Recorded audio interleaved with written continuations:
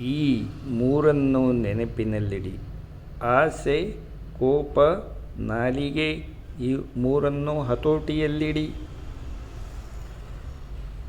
ವ್ಯಾಪಾರ, ಪ್ರಯಾಣ, ಮದುವೆ ಈ ಮೂರನ್ನು ಅವಸರ ಬೇಡ.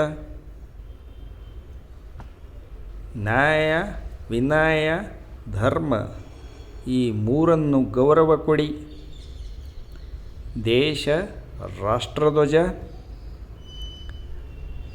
ಗೌರವ ಈ ಮೂರರ ಸಲುವಾಗಿ ಹೋರಾಡಿ.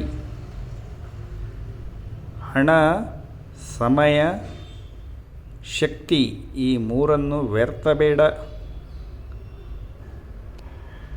ಅನ್ಯಾಯ, ಅಹಂಕಾರ, ದ್ರೋಹ ಈ ಮೂರನ್ನು ದ್ವೇಷಿಸಿ. ಸಾವು, ದುಃಖ, ಸೋಲು ಈ ಮೂರರಿಗಾಗಿ ಸಿದ್ಧರಾಗಿರಿ.